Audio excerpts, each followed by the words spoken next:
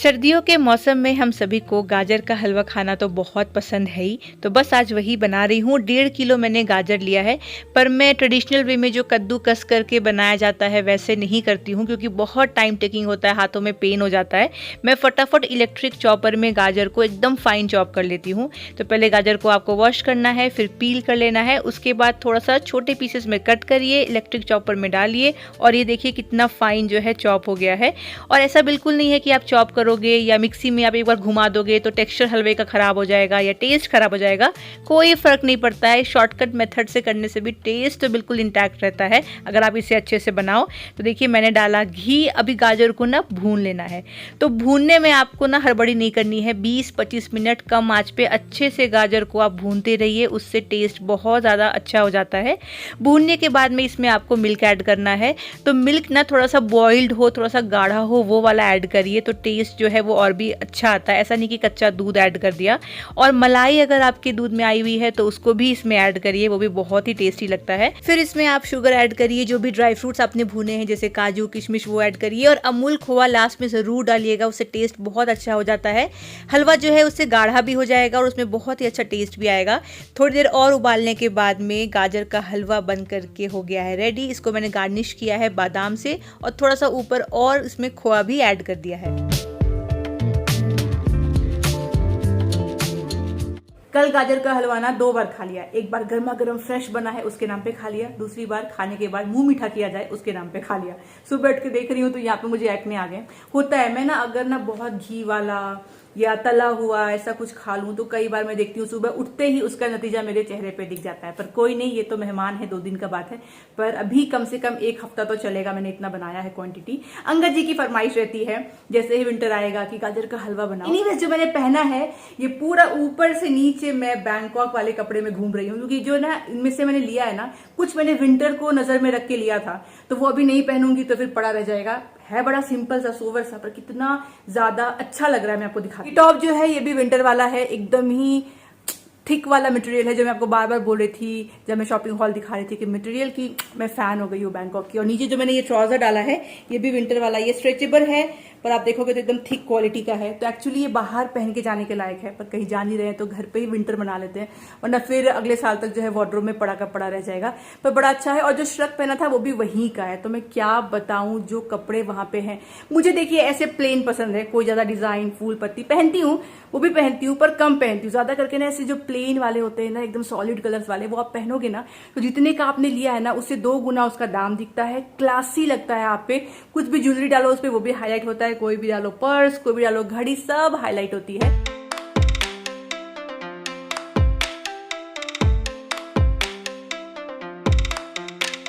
कल से आज तक में हलवा कितना ख़त्म हो गया देख लीजिए। ये पूरा यहाँ तक लेवल किया था मैंने, भर के बनाया था।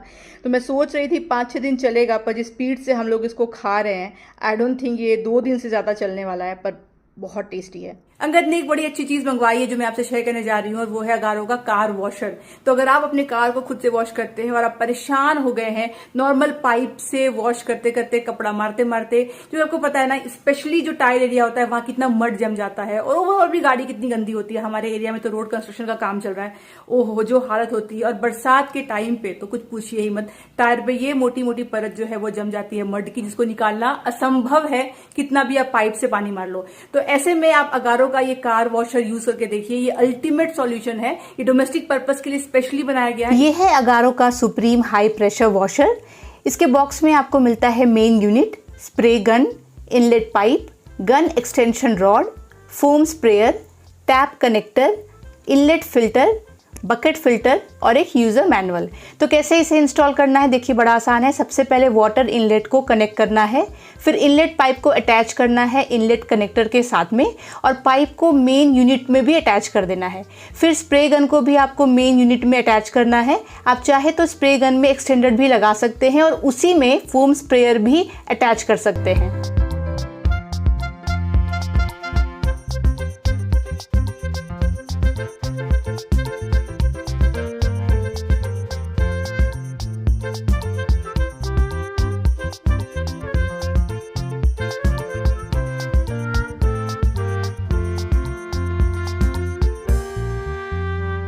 स्प्रे स्प्रे गन के टिप को जब आप रोटेट करोगे तो आप स्प्रेइंग इंटेंसिटी को भी कंट्रोल कर सकते हो। आप चाहो तो इसे डायरेक्टली टैप में भी कनेक्ट करके यूज़ कर सकते हो, पर मैं यहाँ पे इसे यूज़ कर रही हूँ बकेट में। तो मैंने डाल दिया है, देखिए, बकेट फिल्टर, और उसके बाद में कार वॉश कर रही हूँ। Look at the spraying force, कितने अच्छे फोर्स से ये पानी फेंक रहा है, जिससे कि कार वॉश करना बहुत आसान हो जाएगा।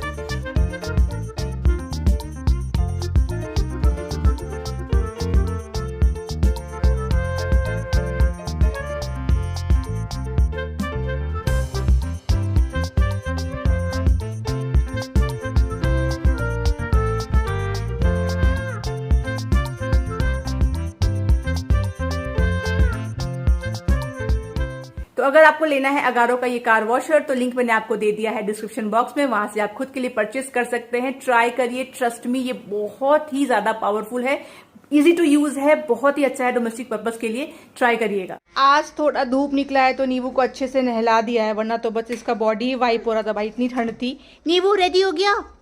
क्या है? दो पापा को दो। ले ये कौन सा गूगली स्पिन किया है तुमने? कैसे कैच, नींबू कैच कैसे फेंकते हैं? कैसे फेंकते हैं? अब दूसरा फेंकेगा भाई, वो गिरे हुआ चीजें हम नहीं उठाते। दूसरा दो, फेंको, थ्रो, वेरी गुड। फिर से थ्रो करो, बहुत फोर्स से फेंकना है, जोर से फेंकना है, वेरी गुड।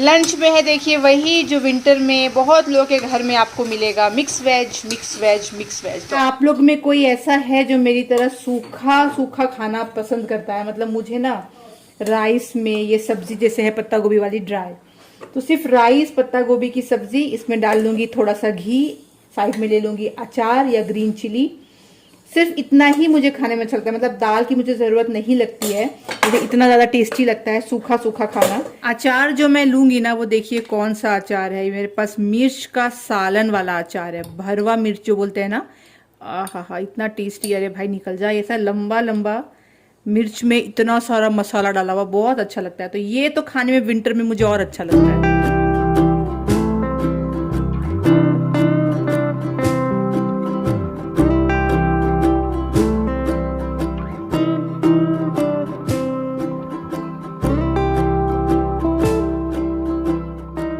स्मेल करते हैं क्रीम।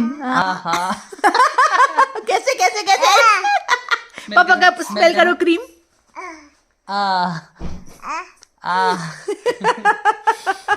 करता हूँ तो उसी ब्लास्ट का पकड़ा। नींबू का क्रीम लगाया ना फेस पे, उतना अच्छा स्मेल कर रहा है ना, एकदम अंदर वो बेबी वाला स्मेल आ रहा है इसके। न्यूबॉर्न बेबी वाला आ रहा है। नींबू आजा स्मेल करते हैं नींबू को, आजा। बस चप्पल से खेलना है, वही फेवरेट है। आओ। अब इसका सोने का टाइम है, लंच वंच हो गया है। हाँ, आजकल तो वही 3:30 को अंकल उठ जाता है, ये तो 1 घंटा का नींद होता है। 1 घंटा में किधर गया? एक ही नैप बचा है। हाँ, दोपहर का 1 घंटे का, अगर वो 1 घंटा भी चला गया तो हो गया, सुबह से रात। सोसाइटी में कोई बच्चा दोपहर को नहीं सोता है। क्या बात कर रहे हो? और नहीं तो क्या। दोपहर का नैप मतलब मुझे लगा it's a thing until you reach 15 years of age। नहीं सोता है। ए भगवान, पूरा दो पकड़ के पटका के सुलाना पड़ता है, कोई नहीं सोता है। तो मतलब 2-3 साल तो सोएगा ना यार, कम से कम। होपफुली फिंगर्स क्रॉस, सोना तो चाहिए, क्योंकि वो सोने से क्या है ना, थोड़ा सा हमें भी सांस आता है। नींबू इधर आ, किधर गया? क्या ना, ये देखो सैंटा कहाँ पे पड़ा हुआ है, ये देखो सैंटा क्लॉज बुला रहा है नींबू को, गिफ्ट करने के लिए बोल रहे सैंटा, बोल रहे जो बेबी अच्छा है उसको हम लोग गिफ्ट करेंगे, अच्छे बेबीज को गिफ्ट मिलेगा। लो, हाँ गिफ्ट मिलेगा। हाय सैंटा। ये नीव के चाचू है और नीव का कजन ब्रदर है, ये लोग यूएस में रहते हैं, तो उन्होंने एक वीडियो बना करके भेजा, ये नीव को इतना पसंद आता है, ये देखिए। हाँ, कितना अच्छा गा रहे थे चाचू। कैसे कर रहे थे? शर्माता है।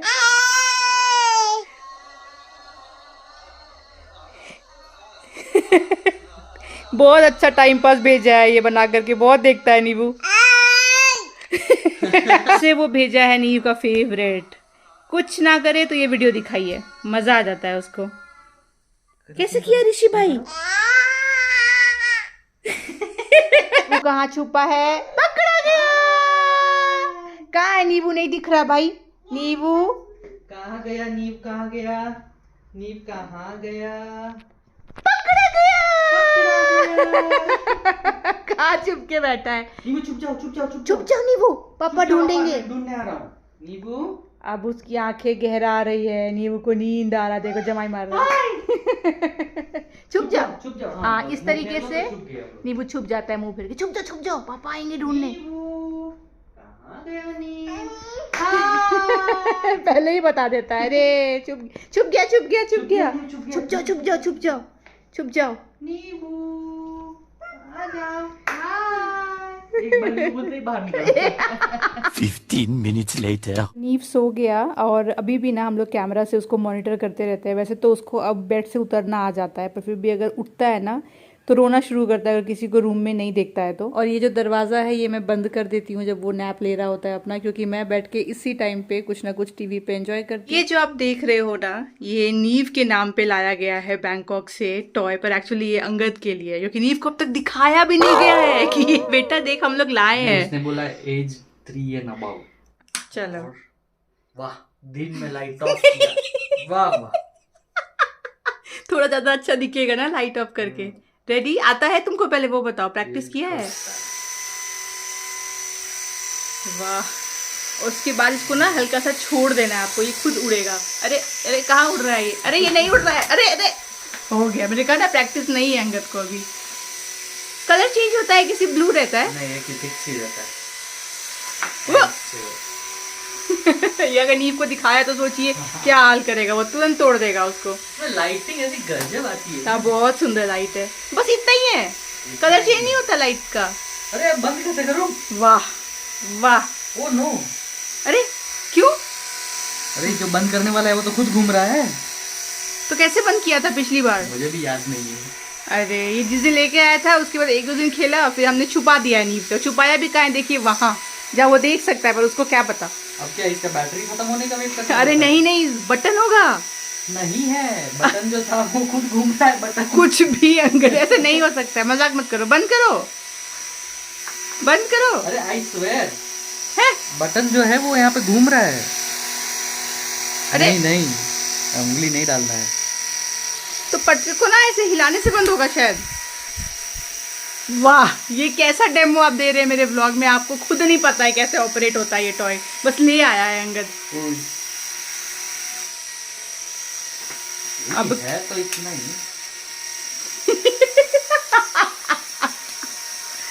वो हिप्नोटाइजिंग है। नहीं, आई गेस उसको नीचे पटको और पटकने से बंद हो जाएगा। अरे कहाँ भाग? नहीं बंद हो रहा है यार। नीव के लिए हमने ना ऐसा ही एक टॉय लिया था, ये वाला, ये भी ऐसा ही है, पर इससे भी वो उतना नहीं खेलता है, तो फिर ये तो हम संभाल के रखेंगे, जब थोड़ा बड़ा हो जाएगा ना तब उसको गिफ्ट करेंगे। बैटरी जा रहा है, पर ऑफ करना सीखना पड़ेगा ना, हर बार थोड़ी ना बैटरी जाने का वेट करेंगे। जा भी रहा है बैटरी इतना जल्दी? फुल चार्ज नहीं है क्या? लाइट भी चला गया देखो पूरा। अब तो ऑफ करो। अरे अंदर, माय गॉड, किससे ऑफ होगा? ये रिमोट दिया है। रिमोट से ऑन होगा, रिमोट से ऑफ। कहाँ ऑन हो रहा है रिमोट से? पर ऑन अभी तो बैटरी नहीं है। अच्छा, तो रिमोट भी संभाल के रखना है भाई, इसका मतलब। करेक्ट। हाँ देखो ऑफ हो गया। ब्लिंकिट से मंगाया है कुछ सामान, और देखिए ना क्रिसमस के टाइम पे इन लोगों ने कितना अच्छा बना के रखा है। मेरी क्रिसमस। हर बार ना ये लोग अपना पैकेट चेंज करते रहते हैं फेस्टिवल के हिसाब से। और ये देखिए मेरी क्रिसमस के पैक में क्रिसमसी वाला चीज़ भी मैंने मंगवाया है। एक्चुअली नीव के लिए मंगवाया ये मैं, उस पर बहुत ज़्यादा क्यूट लगेगा। MRP लिखी 199 लिखा है ना, पर ये मुझे 105 रुपये का मिला है।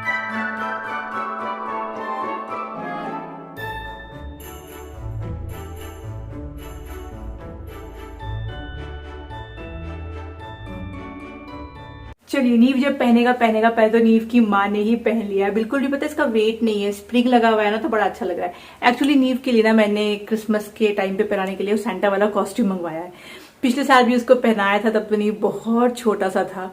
बहुत ही क्यूट हमने पिक्चर्स क्लिक किया था उसका। इस बार भी सोच रही हूँ, पता नहीं, पिक्चर्स तो क्लिक करना बहुत मुश्किल हो गया है, क्योंकि जब से वो चलने लगा है ना, एक जगह स्थिर से बैठे तब तो पिक्चर आए ना। बाप रे, इस बैंकॉक ट्रिप में जो भी पिक्चर्स नीव के सोलो वाले क्लिक हुए ना, उसमें जो मेहनत लगी है ना, एक जगह खड़ा रहता ही नहीं है। तो या तो गोद में लीजिए तब आएगा फोटो, उस टाइम पे उसका एक्सप्रेशन अच्छा नहीं आएगा, उस टाइम पे वो बहुत जिद करता है कि मुझे नीचे उतारो, और सिंगल लो तो तुरंत भाग लेता है, कौन सा कैमरा जो कैप्चर कर पाए। फिर भी बड़ी मुश्किल से उसके कुछ इस ट्रिप में हमने पिक्चर्स क्लिक किए हैं। जो मेहनत लगी है ना, कि हाँ भाई कुछ सिंगल मेमोरीज भी उसकी होनी चाहिए तो बैंकॉक में, पर हाँ मेहनत के बाद में कुछ पिक्चर्स जो है सिंगल में भी उसके अच्छे आ गए। नीवू के लिए गिफ्ट है, सैंटा, कितना प्यारा है। मैं पहना दूं, पापा पहना दो तो नीवू को सैंटा। पहन लो। बस इसको बचा के रखना कि तोड़ ना दे, मतलब क्रिसमस से पहले। अरे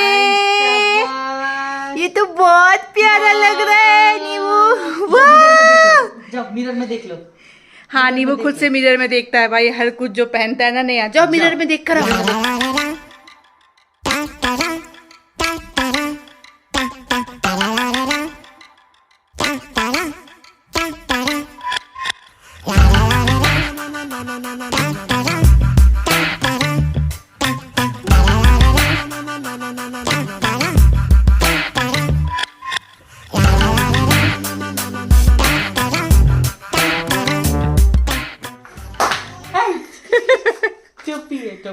टोपी भी पहनो और ये स्वेटर भी डालो, बहुत ठंडा है। नींबू जा रहा है नीचे सैर सपाटा के लिए। कहाँ पहनते? वो उसको सब पता है, वो तुमको टोपी पहना देगा, उसको सब पता है टोपी का। हाँ। नीव का एक बहुत ही फेवरेट स्नैक है जो मैं उसको अभी विंटर में खिला रही हूँ, और हम लोग भी खाते हैं, बहुत टेस्टी होता है। तो आपको लेना है फॉक्सनट यानी कि मखाना, गुड़, उसके साथ में आपको लेना है वाइट तिल। सबसे पहले आपको घी में अच्छे से मखाना को भून लेना है, और उसी में भूनते वक्त में आपको वाइट तिल भी जो है इसमें अंदाजे से ऐड कर देना है। जब मखाना अच्छे से भून जाए उसके बाद में सबसे पहले आपको स्टव को ऑफ कर देना है। हाँ, बिल्कुल ही याद से स्टव ऑफ करिए। उसके बाद उसमें जो गुड़ है उसको ऐड करिए। हम लोग तो पाउडर्ड गुड़ यूज़ करते हैं, ये ऑर्गेनिक स्टोर से हम लोग लेकर आते हैं, मैंने आपसे पहले भी शेयर किया है। बिल्कुल भी इसमें कोई भी प्रिजर्वेटिव्स वगैरह नहीं होता है, बड़ा अच्छा रहता है।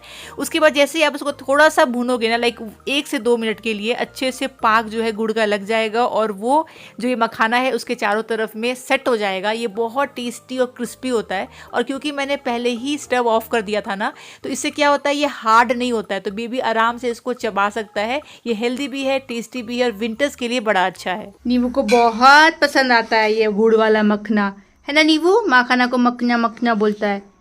खा जाओ। हाँ, टेस्टी टेस्टी। बहुत देर ना आपको इसको नहीं पकाना है, वरना क्या होगा, बहुत कड़क हो जाएगा, तो बच्चे चबा नहीं पाएंगे। तो कैरेमलाइज ज़्यादा नहीं करना है, इसलिए मैंने गैस ऑफ कर दिया था, स्टव ऑफ कर दिया था। फिर जाकर के ऐसा बनेगा कि सॉफ्ट रहेगा। अंदर बैठ के खाना है? अच्छा, टेंट में? बस बेटा गिराना नहीं, जहाँ गिरेगा ना वहीं पे चींटी आ जाएगी। इस वाले मखा, और ये मेरे बोलते ही इसने दूसरे कटोरी में ट्रांसफ़र कर दिया। ठीक है, इसमें से खाओ।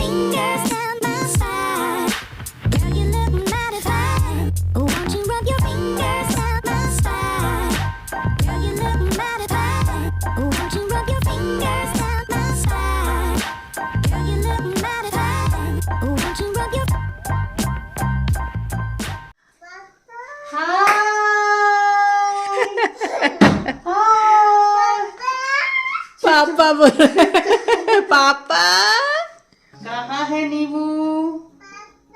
नींबू कहाँ है? कहाँ है पापा। पापा और मम्मा दोनों बोल लेता है। इनफैक्ट पूरा दिन यही दोनों चीज बोलता रहता है। पापा कहाँ है? पापा। मम्मा कहाँ है? मम्मा। और नींबू कहाँ है? Very good.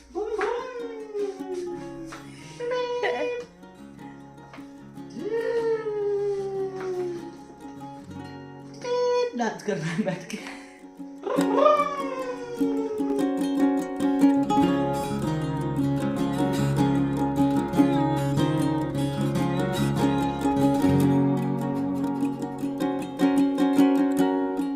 व्लॉग एंड करने से पहले आपके साथ में कुछ शेयर करना चाहूंगी। अगर आप लोग मेरे चैनल से बहुत टाइम से जुड़े हुए हो तो आपको एक बात तो पता होगी कि मैं law of attraction, manifestation, journaling power of subconscious mind, visualization, ये सब के बारे में बहुत बात करती हूँ और आपको हमेशा time to time with proof आके बताती हूँ कि कैसे इन चीजों ने मेरी लाइफ बदली है।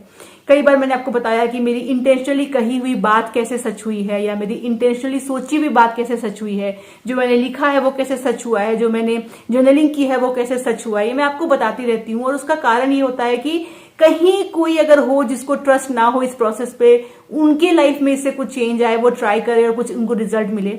बहुत सारे मेरे व्यूअर्स हैं जिनको मेरे बताने तो उन्होंने फॉलो किया है, उनके लाइफ में बहुत सारे अच्छे अच्छे पॉजिटिव रिजल्ट्स आए हैं। इसीलिए विथ प्रूफ ही आती हूँ मैं। ऐसे बोलूंगी तो लोगों का ट्रस्ट नहीं होगा, पर जब मैं दिखाऊंगी कि सच में काम करता है तो कहीं ना कहीं लोग एक्सेप्ट करते हैं और ट्राई करते हैं।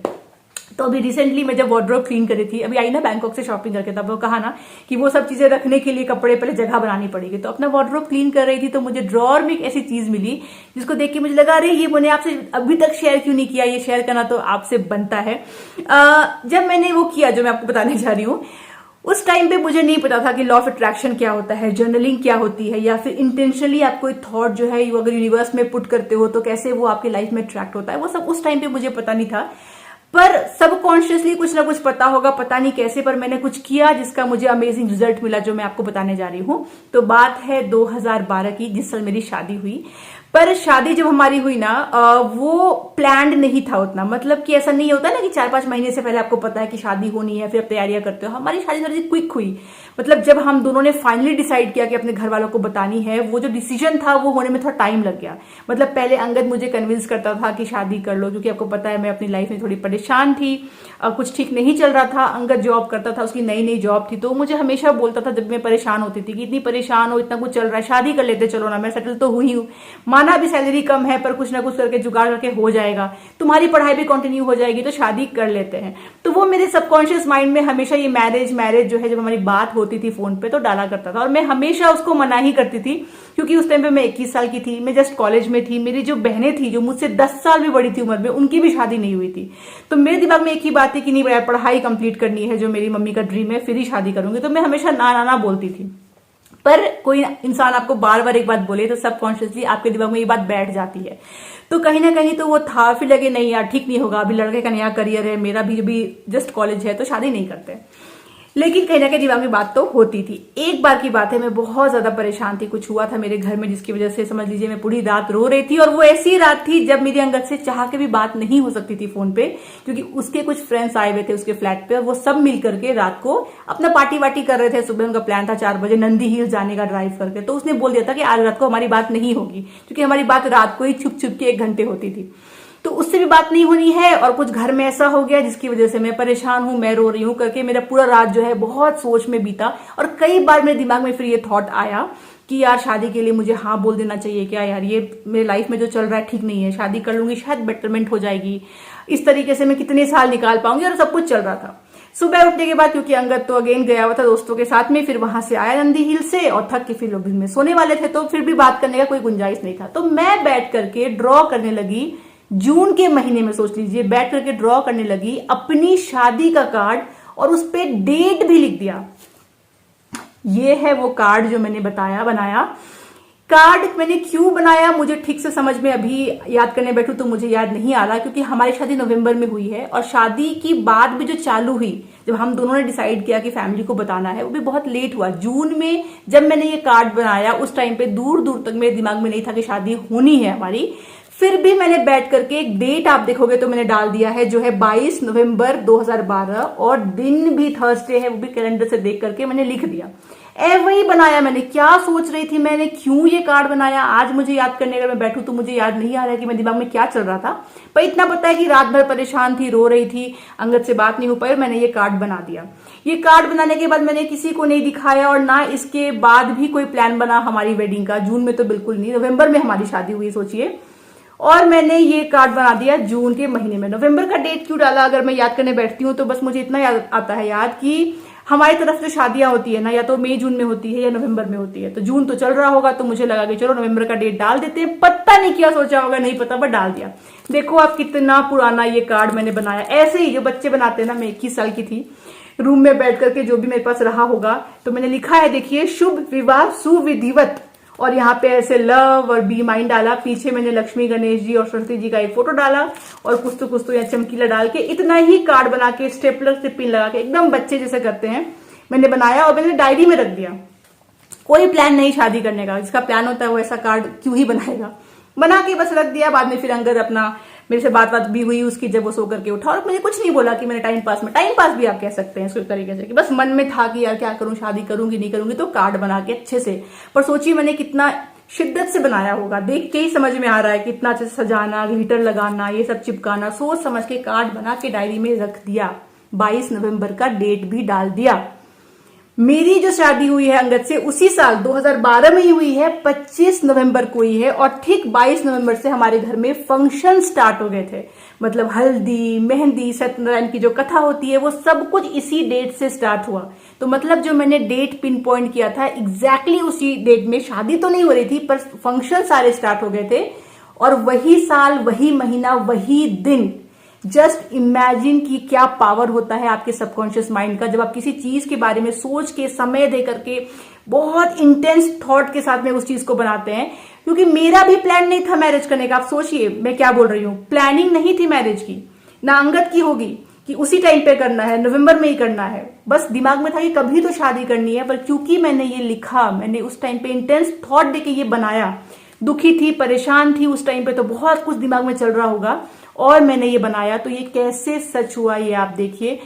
अभी भी किसी को अगर बिलीव नहीं होता है पावर ऑफ थॉट पे, तो आई डोंट नो कैसे बिलीव होगा, पर ये आप कार्ड की स्थिति देख के समझ सकते हैं कि ये कितना पुराना कार्ड है और ये मेरे पास पड़ा रहा। बाद में हमारी सच में शादी हुई, ऐसे बने सर्कमस्टेंसेस के बाद में मैं अग्री हुई, पर ये जून महीने में नहीं हुआ, ये जुलाई महीने में भी नहीं हुआ। सोचिए, तो आने वाले इस कार्ड को बनाने के बाद 2 महीने 2.5 महीने हमारे बीच में शादी की कोई बात नहीं हुई। फिर इवेंचुअली मैं शादी के लिए मैंने अंगद को बोला कि आई थिंक मुझे करना चाहिए और फिर हमारी आगे प्लानिंग हुई, पेरेंट्स की बातें हुई और हमारी शादी फाइनली हुई। और जब हुई होगी शादी तभी मुझे बिल्कुल याद नहीं था कि मैंने ऐसा कोई कार्ड बनाया, क्योंकि इतना सोच के नहीं बनाया था कि ये शादी का कार्ड बना रही हूँ, पर ये मेरे डायरी में रखा हुआ था और डायरी तो मैं लेकर के आई घर से शादी करके। उसके बाद कुछ सालों के बाद मुझे उस डायरी में, लाइक शादी के 1.5-2 साल बाद मुझे ये कार्ड दिखा था। एक बार मैंने अंगद को बोला भी था, देखो अंगद यार ऐसे करके मैंने बनाया था, देखो सच हो गया। तब तक मुझे सीक्रेट बुक के बारे में पता था, तो मैंने कहा था उसको, देखो कितना काम करता है सच में आपका जो ब्रेन है, आपका जो थॉट है, आपका जो आप सोचते हो इंटेंशनली, वो चीज कैसे रिजल्ट करती है आपके लाइफ में, वो मैंने उसको बोला था। फिर इसको संभाल के मैंने डायरी में ही रख दिया। फिर कई साल बीत गए और आज जब मुझे ये दिखा है और मेरे पास लकीली ये प्लेटफॉर्म है जहां पे मैं आप लोगों को ये दिखा सकती हूँ कि यस इट वर्क्स। तो नया साल आने वाला है 2025, इंटेंशनली सोच समझ करके जर्नलिंग करिए, जो आपके ड्रीम्स है उसको लिखिए, उसके बारे में सोचिए, उसके बारे में लोगों से बातें करिए। जो भी करना है, घर खरीदना है, नई नौकरी चाहिए, आपको आपके पेरेंट्स का बड़ा सा लोन चुकाना है, आपको कंसीव करना है, आपको आपके बच्चे के लिए कुछ करना है, आपको अपने करियर के लिए कुछ करना है,